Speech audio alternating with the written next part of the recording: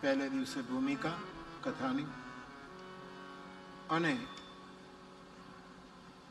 પહેલે દિવસે કથાનું મહાત્મય કહેવાનું હોય છે. એવી અમારી કથા જગતની એક પ્રવાહી પરંપરા રહી છે. તેથી આ કથાથી બધા પરિચિત છે. રામકથાથી કોણ અપરિચિત છે? તો પણ એ વાત બાર બાર હરેક કથામાં કહેવી જ પડે છે. તો પહેલે દિવસે રામાયણનું મહિમા ગાયન, દરેક શાસ્ત્રના કથાના પહેલે દિવસે હંમેશા માતમ કહેવાતું હોય છે. એ આપણી પ્રવાહી, પવિત્ર અને પરોપકારી પરંપરા રહી છે. તેથી પહેલે દિવસે જે સમય છે એમાં રામચરિતમાનસ આ જે ગ્રંથ છે એનો પરિચય. આમ આપણે ત્યાં જે પરચો શબ્દ છે મૂળ તો પરિચયમાંથી આવ્યું છે. પરચો, ભાઈ ફલાણાએ પરચો પૂર્યો, પણ મૂળ સાચો પરિચય આપી દીધો. એ પરચો આ નરસિંહ મહેતાના કેટલા પરચા, પણ મૂળ સાચો પરિચય.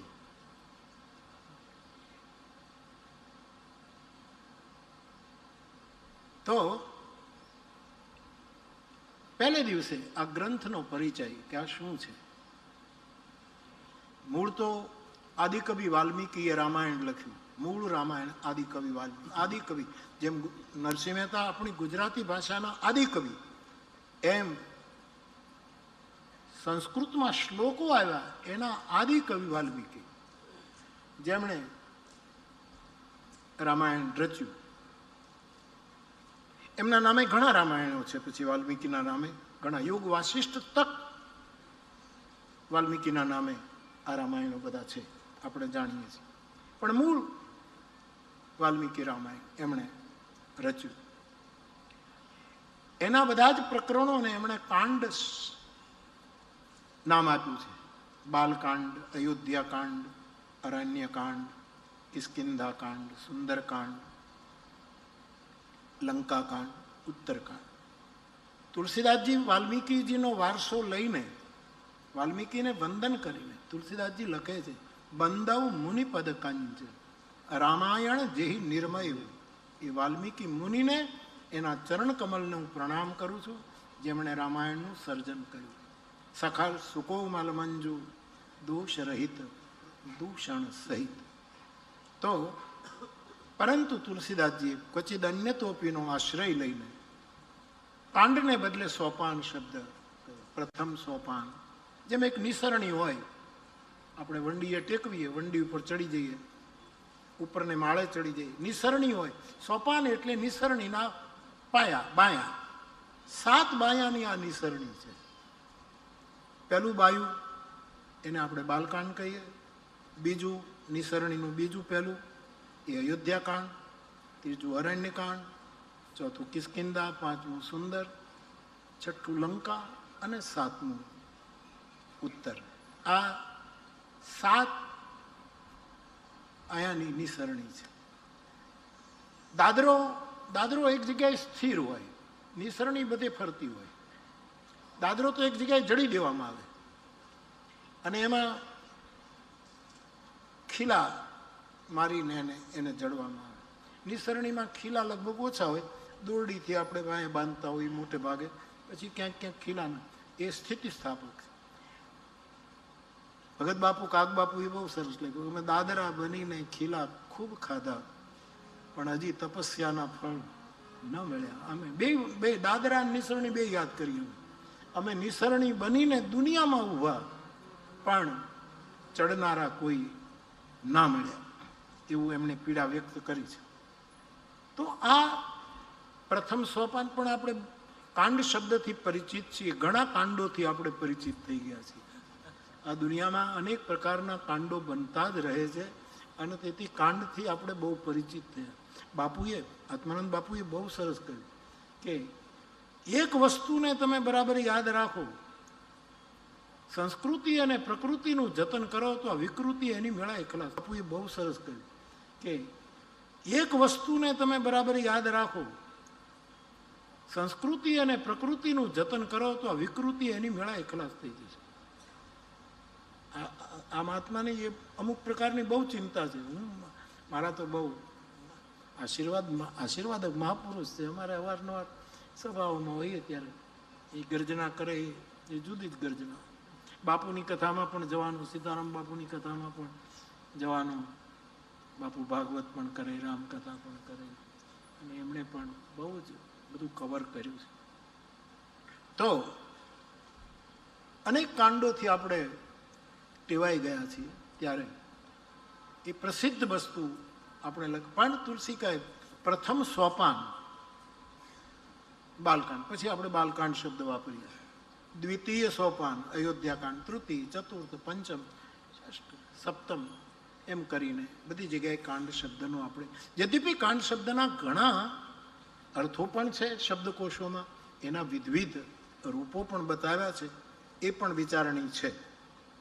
તો સૌથી પહેલા વાલ્મીકીજીએ આ ગ્રંથનું સર્જન કર્યું. પણ એના પહેલા અમારે પંડિત રામકિંકરજી મહારાજ એમ કહે છે કે વાલ્મીકી આદિ કવિ છે, પણ રામકથાના અનાદિ કવિ તો શિવજી છે, ભગવાન શંકર. એ અનાદિ કવિ સૌથી પહેલા એણે રચના કરી, એવો ઉલ્લેખ માનસમાં છે. રચી મહેશ નિજ માનસ રાખા, પાઈસુ સમય શિવાસન ભાખા. હા બાપુ, આપ પધારો. પંડિતજી મહારાજનો મત છે કે અનાદિ કવિ એ શિવજી છે. સૌથી પ્રથમ એમણે આ રચના કરી. એ પરંપરામાં તુલસીદાસજીએ આ રામચરિતમાનસની રચના કરી, જે ગ્રંથને કેન્દ્રમાં રાખીને આપણે 9 દિવસ એની વાતો કરીશું, સંવાદ કરીશું. હવે આ 7 સોપાન જે રામચરિતમાનસના છે, એના વિશે બધા મહાપુરુષોએ પોતપોતાના મંતવ્યો રજૂ કર્યા છે. ગુરુ કૃપાએ પણ એના મંતવ્યો રજૂ કર્યા છે કે ભાઈ આ 7 સોપાનના આવા અર્થો પણ કરી શકાય, જેમાં ગુરુ કૃપાએ પણ આશીર્વાદ આપ્યા. પણ એક બહુ જ મોટા સંત આપણે ત્યાં થયા, જેને આપણે ધર્મ સમ્રાટ કહ્યા, કરપાત્રીજી. ધર્મ બહુ અધ્યાત્મ જગતનું, સંત જગતનું એક નામ. એમની એક ટિપ્પણી મને કાશીના વિદ્વાને આપેલી, એમાં એમણે 7 સોપાનનું અર્થઘટન પોતાની રીતે કર્યું છે. કારણ કે પોતે જ્યારે પ્રવચન કરે, સંસ્કૃતના તો મહાન વિદ્વાન, પરંતુ તુલસીની ચોપાઈ આવે જ આવે. કરપાત્રીજી, સ્વામી શરણાનંદજી એ પણ ક્યારેક ક્યારેક તુલસીની ચોપાઈને વચ્ચે મૂકે. સ્વામી રામસુખદાસજી ચોપાઈને લાવે. બ્રહ્મલીન સ્વામી અખંડાનંદ સરસ્વતીજી, એણે તો પોતે પોતાની રીતે રામચરિતમાનસનું ભાષ્ય પણ લખ્યું છે, 2 ભાગમાં છે. એની રીતે એમણે રામચરિતમાનસનું ભાષ્ય રચ્યું છે, એ પણ છે. આ બધા જ મહાપુરુષોએ તુલસીને સ્વીકાર્યા છે, અને તુલસીને કોઈને કોઈ સંદર્ભમાં આ લોકોએ ટાંક્યા છે. તો કરપાત્રીજી મહારાજનું જે એક મંતવ્ય છે 7 સોપાન માટે, એ થોડુંક વધારે સ્વીકાર્ય પણ મારી બુદ્ધિ પ્રમાણે મને લાગ્યું. એટલે કરપાત્રીજીના વિચારો 7 સોપાન વિશે શું છે એ મારે આપને કહેવા છે. ધર્મ સમ્રાટ કરપાત્રીજી મહારાજ બાલકાંડ માટે એમ કહે છે કે બાલકાંડ એ સંકલ્પનો કાંડ છે. આપણે કોઈ પણ શુભ પ્રવૃત્તિમાં પ્રવેશ કરીએ ત્યારે હંમેશા પહેલા સંકલ્પ, બ્રાહ્મણ દેવતા આપણે કોઈ પણ શુભ કાર્ય કરીએ એટલે પહેલો સંકલ્પ છોડાવો, એ પ્રથમ સંકલ્પ થાય છે. આટલા મહાન મહાપુરુષનું આ વક્તવ્ય છે કે બાલકાંડ એટલે તુલસીનો સંકલ્પ, એ સંકલ્પનો કાંડ. અને એના ઉપર વિચાર કરીને બોલી શકાય, સંવાદી રૂપમાં વાતચીત થઈ છે. કારણ કે તુલસીએ બાલકાંડમાં 3 સંકલ્પો કર્યા. એક, સૌથી પહેલા મંગળાચરણના સાધુનાથ ગાથા, એ કરપાત્રીજીએ કોટ કર્યું છે. આટલા માટે હું એને સંકલ્પનું સોપાન ગણું કે મારા અંતઃકરણને શાંતિ માટે, સ્વાંત સુખ માટે હું આ કથાની રચના કરું. એટલે કરપાત્રીજી કહે કે એ સંકલ્પ કાંડ છે. બીજો તુલસીનો સંકલ્પ એ પણ છે. ભાષા આ બધા ગુરુ કૃપા તો બોલતી જ રહી છે, પણ એમણે એમના મંતવ્યમાં પણ આ બધા સંદર્ભો લીધા કે ભાષાબદ્ધ કરબ મેં સોઈ. તુલસીનો બીજો સંકલ્પ હતો કે હું આને ભાષામાં ઉતારું. અને ત્રીજો નિજગીરા પાવન કરણ કારણ. આ ત્રણેય કરપાત્રીજીમાં પણ મળ્યા એટલે વધારે આનંદ થાય છે. તો બાલકાંડ એ સંકલ્પનો કાંડ છે. માણસે કંઈક શુભ સંકલ્પ કરવો જોઈએ. કઈ વસ્તુ ત્યાજ્ય, કઈ વસ્તુ સ્વીકાર્ય, એના માટે વચ્ચે સંકલ્પનું બળ હોવું જોઈએ કે આ વસ્તુ હું કોઈ દિવસ નહીં સ્વીકારું અને આ વસ્તુનો હું કોઈ દિવસ ત્યાગ નહીં કરું. એના માટે વચ્ચે ઊભો છે સંકલ્પ.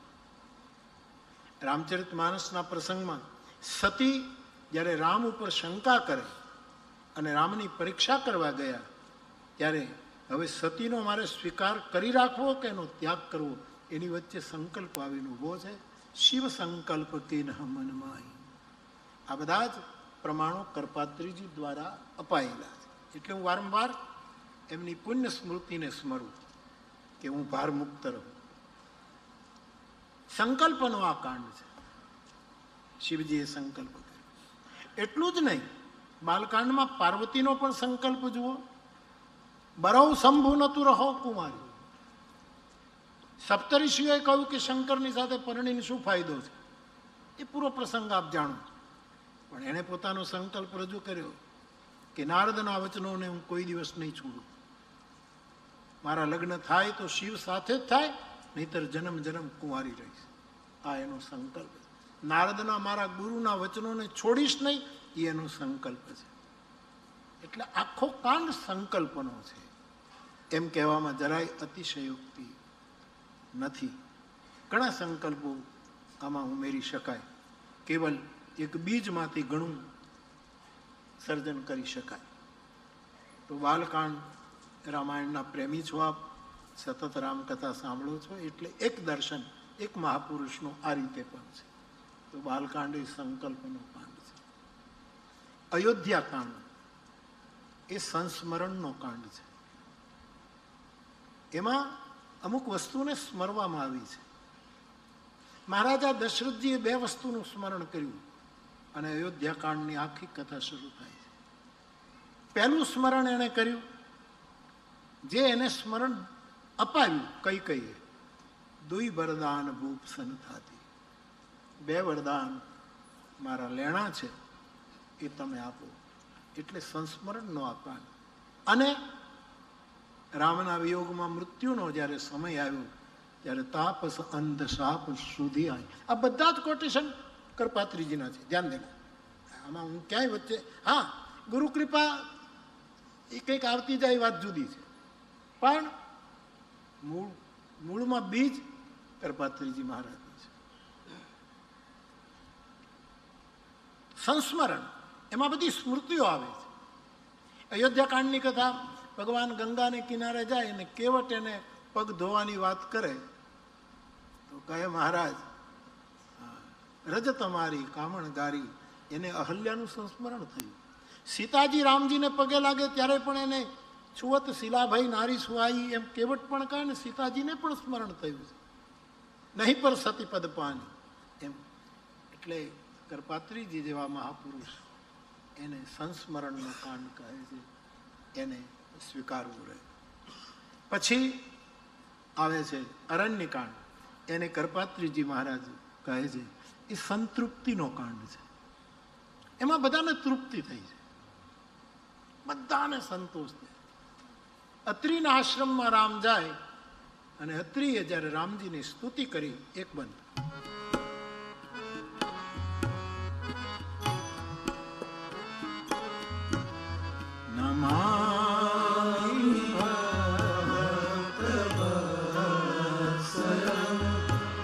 કૃપા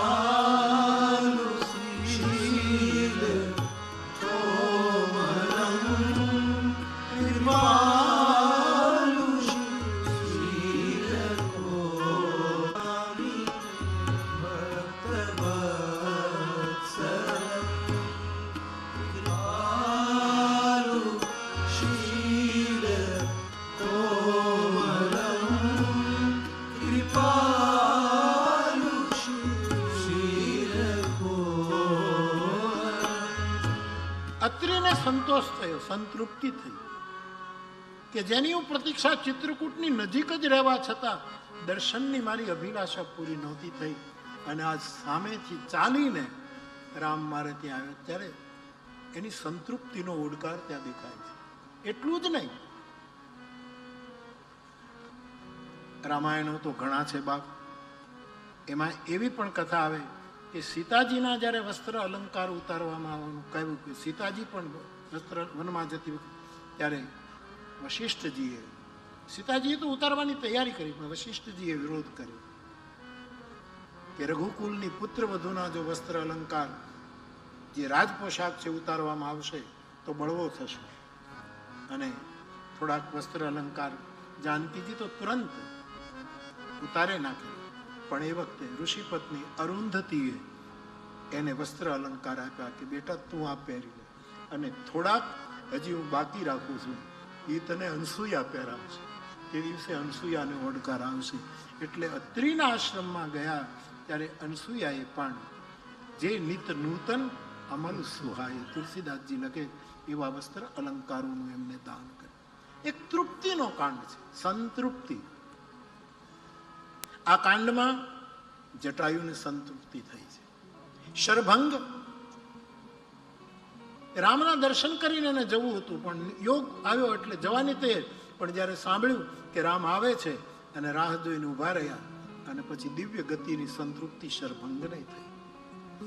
આ કાંડમાં આ બધા જ પ્રમાણો કરપાત્રીજીના છે. સમજો, મેં બાર કહું છું, કોઈ એમ ન માને કે મોરારી બાપુએ બહુ મોટી ખોજ કરી નાખી.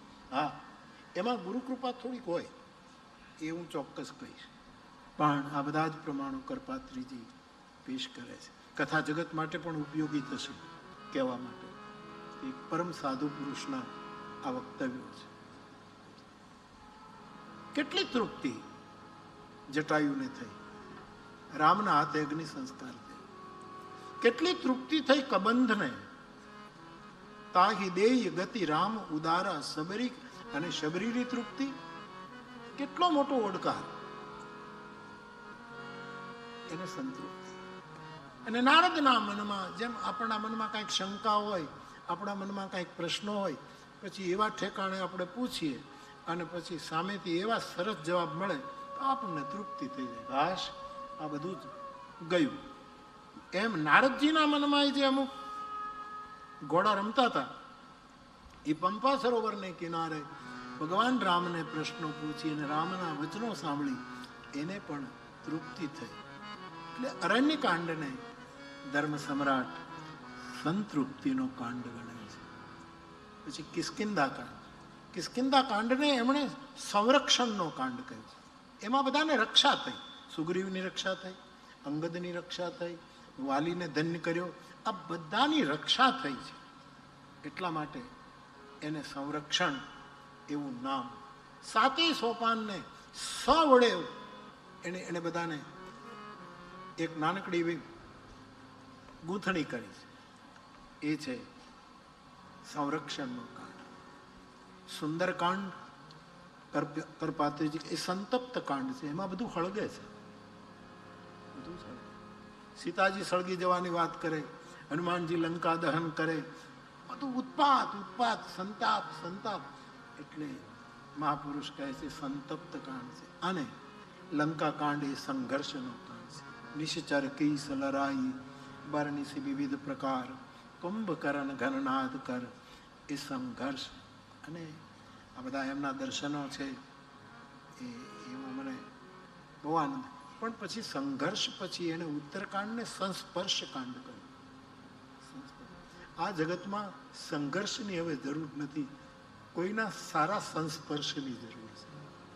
કોઈનો હાથ અડી જાય, જેમ કાક ભૂસુંડી ઉપર હાથ ઠાકોરજી મૂક્યો, કોઈનો સંસ્પર્શ આ દુનિયાને જરૂરી છે. કેટલું કેટલું. હમણાં 2 દિવસ પહેલા 3-4 દિવસ મેં છાપામાં જોયું, આ ગાજા અને આ બધા લડે છે, ઇઝરાયલ ને આ બધું જે માસ ને બધું ચાલે છે, એમાં છાપામાં ફોટા આવેલા કે એટલા બધા મરે છે ને એટલા બધા બાળકોની દશા. એમાં હોસ્પિટલમાં લોખંડના પલંગો છે પણ ગાડલા નથી, એના ઉપર બાળકો પીડ્યા છે. બાળકોનો હાથ એ ઓલા લોખંડના ઓલા ખાના હોય એમાં એક આમ પીડ્યો છે, એક આટલી પરિસ્થિતિમાં આપણે જીવીએ છીએ ત્યાં હવે આ વિશ્વને કોઈના સંસ્પર્શની જરૂર છે કે જેથી કરીને માનવનો ઉત્તરકાંડ સફળ થાય, માણસનું ઉત્તરકાંડને સંસ્પર્શ, કોઈ પિયુષ પાણી, કોઈ એવો સ્પર્શ. કેટલા કેટલા યુદ્ધો સાહેબ. આજે ઘણા એમ કહેતા હતા કે મહાભારતનું યુદ્ધ થઈ ગયા પછી, એમ કહેવાય છે, વિદ્વાનો એમ કહે કે મહાભારતનું યુદ્ધ થયા પછી હવે કોઈ દિવસ આવું તો યુદ્ધ થશે જ નહીં. પણ મહાભારતના યુદ્ધ થયા પછી એકેય દિવસ ખાલી નથી એક સંઘર્ષ. હવે વિશ્વ ઈચ્છે છે કોઈનો સંસ્પર્શ, પિયુષ પાણીનો સંસ્પર્શ છે. આવા દર્શનો ધર્મ સમ્રાટ કરપાત્રીજી મહારાજે આપેલા. એમણે ગોપી ગીત ઉપર પણ બહુ પ્રવચનો કર્યા. કરપાત્રીજીનું ગોપી ગીતનું એક આખું પુસ્તક છે. ગોપી ગીત ઉપર આપણે જ્યારે ગાયું ત્યારે એ પુસ્તક મારા હાથમાં ન આવ્યું, પણ નહીંતર એમનું આખું એક પુસ્તક ગોપી ગીત ઉપર પણ બહુ શાસ્ત્રીય વ્યાખ્યા છે, અતિશય શાસ્ત્રીય. ખોવાઈ જવાય છે એટલું બધું શાસ્ત્રીય વ્યાખ્યા છે. તો બાપ માનસના 7 સોપાન, પહેલો સંકલ્પ, બીજું સંસ્મરણ અથવા તો સંકલ્પનું સ્મરણ રહેવું જોઈએ કે હું આવું બોલ્યો હતો, મેં આવું કોકને કીધું, એનું સ્મરણ રહેવું. હવે આપણે એને થોડુંક જોડીએ, હવે આપણે એને થોડુંક પેલું હરખું કરીએ કે આ ક્રમ લાગે છે, આ એક પ્રોસેસ છે. સાધુના મુખમાંથી નીકળ્યું હોય એટલે એની પાછળ કંઈક હોય જ. કારણ કે વાણી તો શૂલ પાણી આપે ને સાહેબ, કોણ આપે? શૂલ પાણી. તો આપણે આપણા સંકલ્પને યાદ રાખવું જોઈએ. અરે ભાઈ હું ક્યારે બોલી ગયો મને ખબર નથી, જીભ છે આમે બોલાઈ જાય ને આમે બોલાય, એમ થઈને વડમાં હાથ નાખીને ઊભા રહીએ એ બરાબર નહીં. વડમાં માણસ કંટાળે, થાકી જાય, માણસ પોગે નહીં, પછી વડમાં હાથ નાખીને હવે મારાથી નહીં થાય એવું થાય. અને ડ્રાઈવર જ્યારે ડ્રાઇવિંગ કરતો હોય અને વડમાં 2-3 હાથ વાકે ત્યારે એને કહેવાનું કે હવે રોકી દે, ચાય પી. ત્યારે સમજવાનું કે આ સૂઈ જવાની તૈયારી છે, વડમાં હાથ નાખ્યો એટલે જાગતો નથી, હવે સુવાની. આવા મારા નિરીક્ષણો છે. એટલે તો બાપ સંકલ્પનું સ્મરણ હોવું જોઈએ. દશરથજીએ સંકલ્પનું સ્મરણ કર્યું કે મારી ભૂલ થઈ, શ્રવણના મા બાપને મેં આ રીતે માર્યા શબ્દ વિધિ બાણથી. સંકલ્પનું સ્મરણ હોવું જોઈએ. અને પછી જે સંકલ્પનું સ્મરણ કરશે એને તૃપ્તિ મળશે, એને ઓડકારશે કે મારું બોલેલું પાયું, મેં જે કંઈ કહ્યું હતું એ મેં નિભાવ્યું, એની એને તૃપ્તિ. એટલે રમાભૈયાનો આ સંકલ્પ, અભ્યુદયનો સંકલ્પ જે છે એ આજે પૂરો થવા જાય છે તો એ ચેતનાને તૃપ્તિ થશે કે મારા પરિવારે, મારા સંતાનોએ આ વસ્તુને પૂર્ણ કરવાનો પ્રયત્ન કર્યો. તો એની એક ઓડકાર હોય છે કે ભાઈ અમે કીધું એ કરી દીધું, એનો એક ઓડકાર. અને જ્યારે કીધેલું આપણે કરી બતાવીએ ત્યારે આપણે જે કર્યું હોય ને એ શુભ વસ્તુ આપણું સંરક્ષણ કરે, એ જ આપણી મદદે આવીને ઊભું રહે, એ જ આપણું કવચ બને, એ જ આપણી સુરક્ષા બને. અને પછી બધું સારું જ હોય એમ નહીં, પછી સંતપ્તતા તો આવે. જેટલું સારું કરવા જઈએ એમાં વિઘ્નો તો આવે, તપવું તો પડે. સીતાજી કેટલા તપ્યા, પણ અને એ તપનમાંથી પછી એક સંઘર્ષ પેદા. આ બધા પડાવો બાર, પણ પછી કોકનો રૂડો સંસ્પર્શ થઈ જાય, કોઈનો હાથ અડી જાય તો કેટલું મોટું કામ થાય. તો રામાયણનું એક દર્શન મને આવું મળ્યું જે કરપાત્રીજીના ચરણોમાં પ્રણામ કરીને મેં આપની પાસે રજૂ કર્યું. તો તુલસીએ 7 સોપાન લખ્યા: બાલકાંડ, અયોધ્યાકાંડ, અરણ્યકાંડ, કિષ્કિંધાકાંડ, સુંદરકાંડ, લંકાકાંડ અને ઉત્તરકાંડ. આનંદ રામાયણ લખ્યું વાલ્મીકીજીએ, એમાં વળી કાંડના બધા જ નામ જુદા છે. 8 કાંડ કર્યા અને બધા જ નામ જુદા જુદા છે. એમાં ક્યારેક સંદર્ભ આવે ત્યારે કહીશ. તો તુલસીદાસજીએ અને સોપાન એક નિસરણી બના.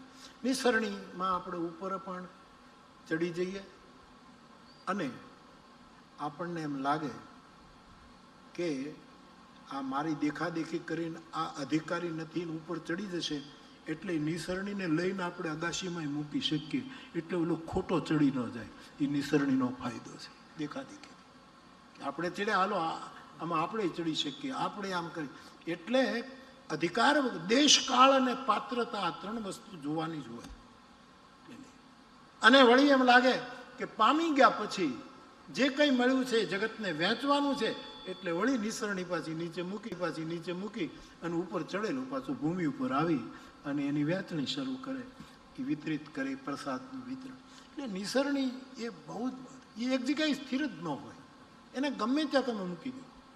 નિસરણી મને ખબર છે, મારા માટીના ઘરમાં તલગાજડા એક નિસરણી અમારે રહેતી જ હતી.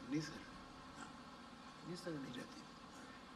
આપણે દિવાળીમાં ધોળ કરીએ દિવાલને, અહીં મૂકીને આટલું કર્યા પછી નિસરણી લઈને અહીં મૂકું, પછી ત્યાં કરવા માંડું, નિસરણી લઈને અહીં મૂકું, ત્યાં કરવા. સાજા દીવા હોય તો નિસરણી જ કામ આવતી, વંડીએ મૂકીને પછી સાજા. નળિયા ચાળવા માટે ચડવાનું હોય ત્યારે નિસરણી એ બહુ મોટું. તુલસીદાસજીએ બહુ સરગ નરક અપવર્ગ નિસેની, તુલસીદાસજી નિસરણી શબ્દનો ઉપયોગ કરે. આ મનુષ્ય શરીર પણ એક નિસરણી છે. તુલસી કહે આ નિસરણથી તમે એ નિસરણી મૂકી અને કોકના ઘરમાં ચોરી કરવાય જઈ શકો. 3 જણા નીકળે તો એક જણા ખભામાં નિસરણી હોય, એક જણાના હાથમાં કોશ અને કાણું ઓલું કરવાનું હોય, અને ત્રીજાના હાથમાં પછેડી હોય કે જે કાંઈ મળે આમ બાંધીને હોય. 3 જણા નીકળે, નિહરણી લઈને જ નીકળે. આ નિસરણી નરકમાં પણ લઈ જાય, કોકના ઘરમાં ચોરી પણ કરાવે મનુષ્યની. આ નિસરણી સ્વર્ગમાં પણ લઈ જાય, અને આ નિસરણી અપવર્ગ એટલે મુક્તિ પણ અપાવી શકે, એવું તુલસીદાસજીનું એક વચન છે. તો એવી આ નિસરણી તુલસીદાસજીએ 7 સોપાનની આપણને આપી છે. એમાં આ 7 સોપાનની વાત મેં આજે એક મહાપુરુષોના દર્શન દ્વારા આપને રજૂ કરી.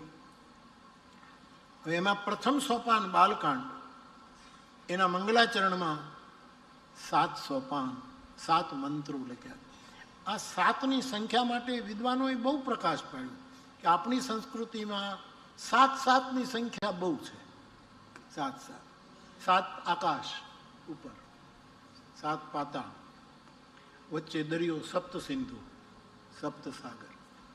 આમ તો દ્વીપ ઘણા, પણ સપ્ત દ્વીપ એ પણ ડાયા બાપા શાસ્ત્રીએ લખેલું બધું. નડિયાદની પાસે જે સંસ્કૃતનું ચલાવતા ડાયા દાદા, એણે 7-7ના સંગીતના 7 સૂર, લગ્નની સપ્તપદી. આપણે તો સસ્તામાં પતાવ્યું, 4માં જ પતાવ્યું, નહીતર એ લાંબુ થાય એટલે. નહીતર મૂળ તો 7 પદી સપ્તપદી એ લગ્નની, પણ આપણે 4 ફેરામાં ગુજરાતીઓ આપણે વ્યસ્ત બહુ હોય ને એટલે જલ્દી પતાવવું, એટલે 7ને બદલે 4માં આપણે ફેરા પતાવે. સપ્તપદી, સપ્ત સિંધુ. જ્ઞાનની 7 ભૂમિકા, એ આખો આધ્યાત્મિક પ્રદેશ થઈ જાય. 7 ભૂમિકા. તો આવા 7ની સાથે ઘણી વસ્તુ જોડાયેલી છે. તો રામચરિતમાનસના પ્રથમ સોપાનમાં 7 મંત્રો દ્વારા ગોસ્વામીજીએ મંગલાચરણ કર્યું છે. 7 મંત્રો એટલે કે શુદ્ધ સંસ્કૃતમાં મંત્રો આવ્યા છે. પછી એ તો લોકો સુધી શ્લોકને પહોંચાડવા માટે એમણે ગ્રામ્ય વાણીનો પ્રયોગ કર્યો છે. બાકી શરૂઆતમાં 7 મંત્રો લખ્યા, એનું થોડુંક સ્મરણ કરી લઈએ. વર્ણાનામ અર્થ સંધાનામ રસાનામ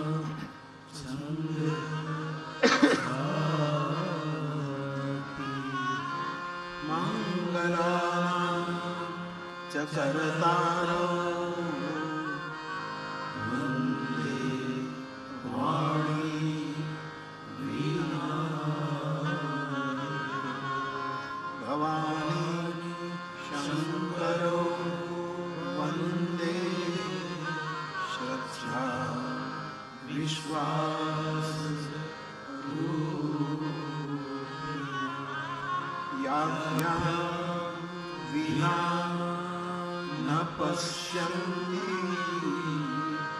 સિદ્ધા સ્વાંત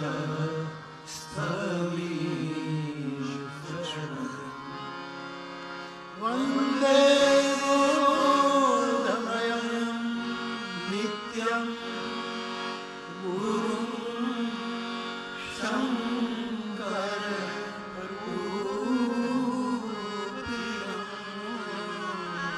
યમાશ્રિતો ભક્તો ચંદ્ર સર્વ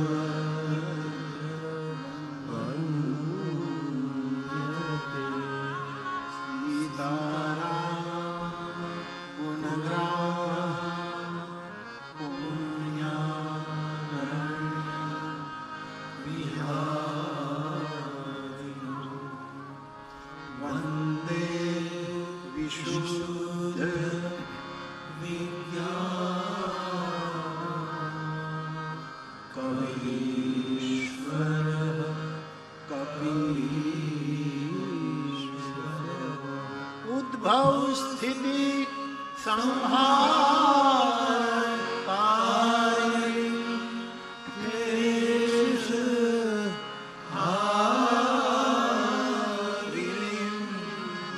સર્વશ્રેયસ્કરી સીતા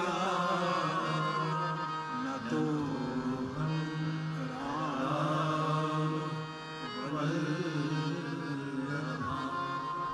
પહેલા મંત્રમાં તુલસીદાસજીએ વાણી અને વિનાયકની વંદના કરી. વિનાયક માની ગણપતિ.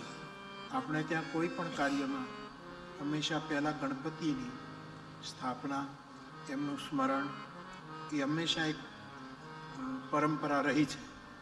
પરંતુ અહીંયા ગોસ્વામીજી ગણેશજીને પછી વંદન કરે છે. પહેલે વાણીને વંદન કરે, સરસ્વતીને વંદન. આ એક મુદ્દા ઉપર જ હું હંમેશા કહું છું.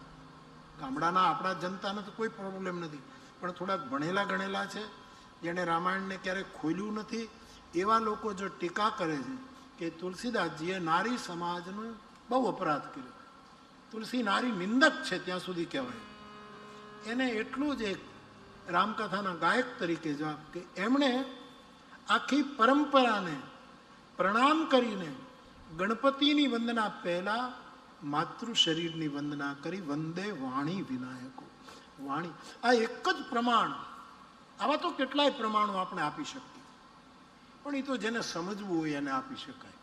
જેને સમજવું જ ન હોય, હું ન માનું, હું ન માનું, હું ન માનું, એને તો તમે કંઈ કરી શકો જ નહીં. એમાં આપણું કંઈ ચાલે જ નહીં. કેટલા પ્રમાણ મંગલાચરણમાં જ કહું કે ગણપતિ ભગવાને ઊભા થઈ અને તુલસીદાસજીને પૂછ્યું કે તમે કેમ આ ક્રમ તોડ્યો? પેલા હંમેશા મારી જ પૂજા હોય. ગામડામાં કોઈ પણ પ્રસંગ પેલા ગણેશ જ હોય ને બાપુ. ગણેશ દૂંદાળા અને મોટી ફાંદાળા, ડોકે અખોવનની વાળા, રે મારા ગણેશર દૂંદાળા, એમ કરીને કોઈ પણ વસ્તુમાં. અમારા તુલસીદાસ બાપુ કાતરોડી, એ તો એમ કહેતા કે ગામડાની બહેનો સેવ વણે,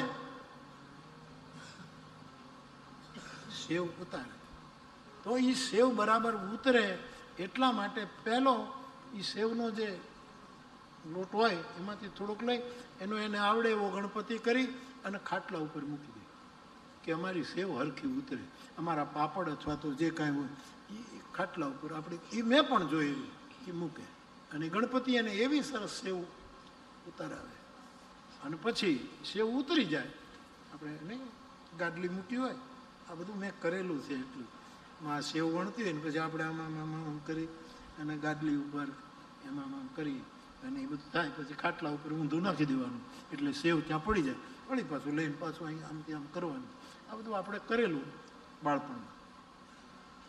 એટલે આખી સેવ જે આપણે ઓહાવીએ છીએ, સેવ એ વણાઈ જાય અને તુલસીદાસ બાપુ રમૂજમાં એમ કહેતા કે બધું હરખું ઉતરે પછી બધી સેવ લઈ અને ડબ્બો ભરી લઈએ અને ગણપતિ હોય એને કાગડો લઈને વયો જાય.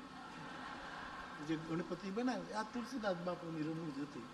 એટલે કોઈ પણ જગ્યાએ વક્રતુંડ મહાકાય સૂર્યકોટી સમપ્રભ એમની તો ગણપતિએ તુલસીદાસજીને કીધું કે તમે કેમ આ પરંપરા તો મને કાંઈ ખોટું નથી લાગતું. જેના પેટ મોટા હોય ને એને ખોટું લાગે જ નહીં. જેના વાટકી જેવડા પેટ હોય ને એને વારંવાર ખોટું લાગે.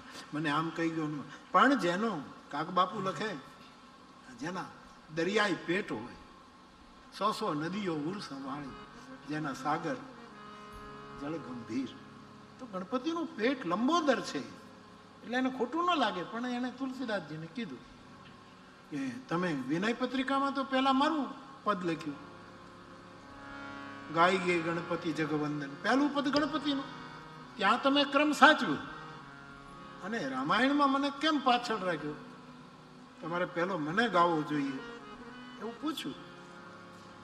એટલે તુલસીદાસજી કીધું બાપુ મારે તમને પહેલા તમને જ ગાવા છે પણ એના માટે વાણી તો જોઈએ ને વાચા વગર હું કેમ ગાઉં એટલે પહેલા વાણીને યાદ કરીને તમને જ એ વાણીએ મને આશીર્વાદ આપ્યા એટલે સોરઠા લખી ત્યારે જો સુમિરત સિદ્ધિ હોય પહેલા તમને પ્રણામ કરી એટલે આવા ખુલાસા આમ તુલસીદાસજી અને ગણપતિને વાતચીત થઈ હોય એમ નહીં પણ આ મેં કરાવી.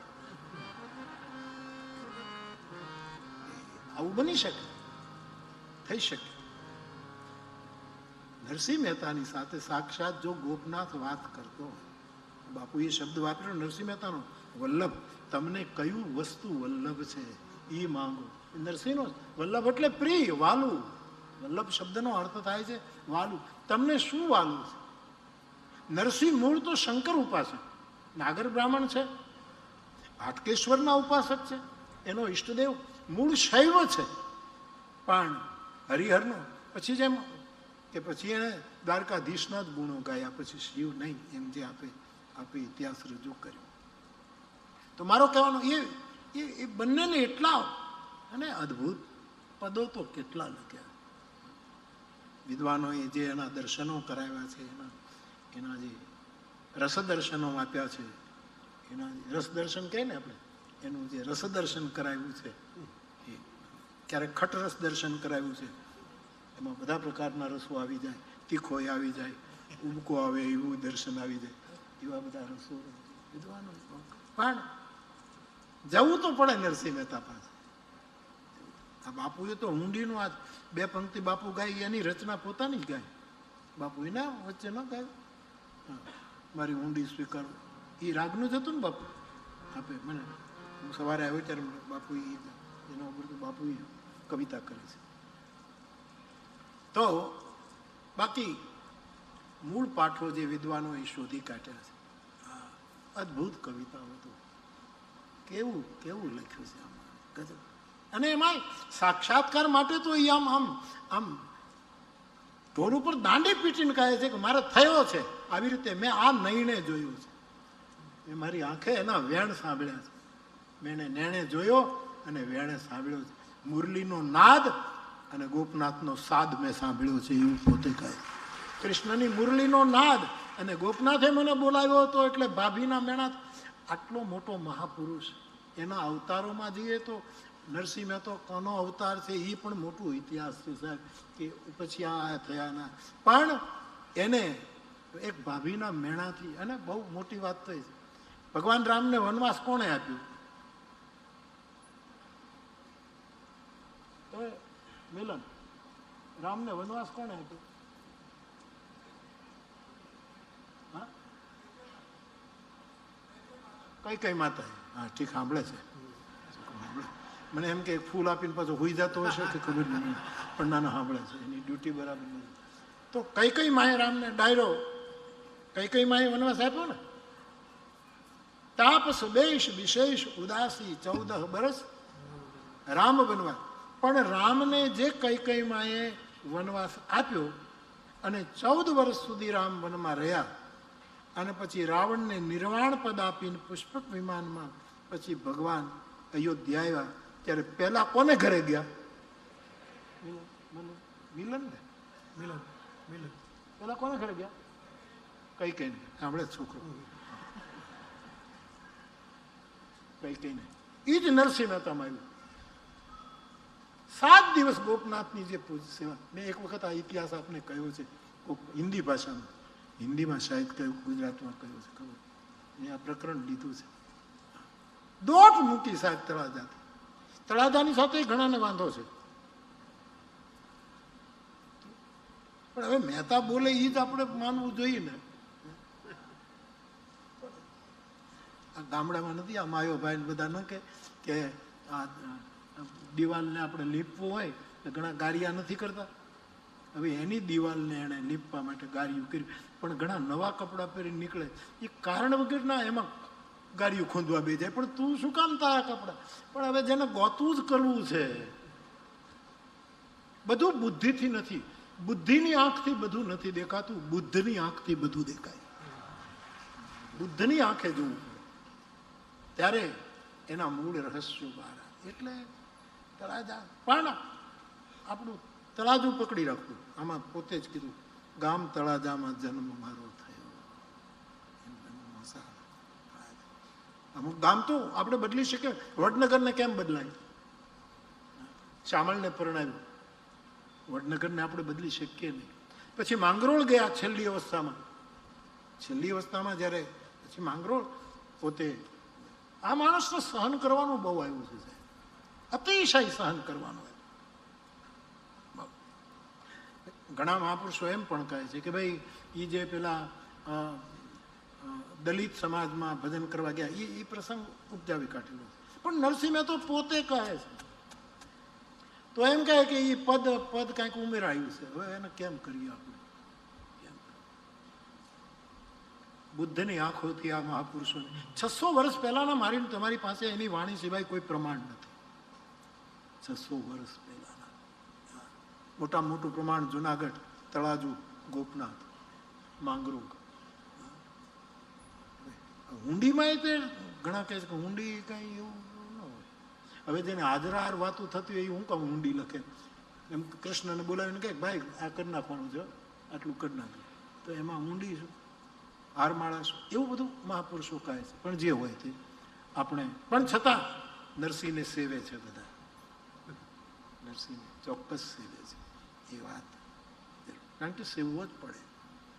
તો તળાજા એનો જન્મ, કદાચ તળાજામાં એક એમની મૂર્તિ પણ પધરાવી છે ને, નરસિંહ મહેતાનું એક મૂર્તિ પણ પધરાવી.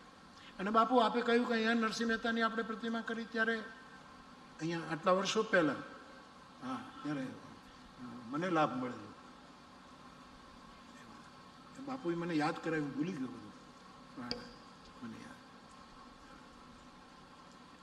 તો નરસિંહના પદો પછી હશે વિદ્વાનોના શોધ પ્રમાણે કે એમાં ક્યાંક પાઠભેદ થયો હોય જેવો હોય, પણ અમુક પદો તો આપણને અંદરથી અડે એટલે એમ લાગે કે ના ના હા બરાબર. હવે જળકમળ છાંડી જાને એમાંય તે ઘણાને બહુ વાંધો પડ્યો. ક્યાં મોકલવો છે છાંડી જાય પછી એનું કાઢવો છે ક્યાં તમારે? પણ ખેર એ તો મહાપુરુષોની પણ આનંદ આવે. ખેર તો તળાજાથી દોટ મૂકી હતી સાહેબ. મેં કહેલું છે મારા અંતઃકરણની, જ્યારે ભાભીએ મેણું માર્યું, મૂર્ખ કહ્યું. તમે છે ને કોઈક મેણા મારે ને સાહેબ તો 2-3 પ્રતિક્રિયા હોય. એક તો એવો ઘા લાગી જાય, મેણાના માર્યા મરીએ, એવી આપણે ક્યાં લોકગીત છે કે બીજાથી ન મરે પણ મેણાના મારી નાખે, મેણું મારી નાખે. તો કાં તો એ માણસ આપઘાત કરી નાખે, તામસી હોય ને, કાં તો થપાટનો ઘા કરે, તામસી સ્વભાવ હોય, કાં તો એ કંઈક એની પ્રતિક્રિયા કાંઈક જુદી હોય.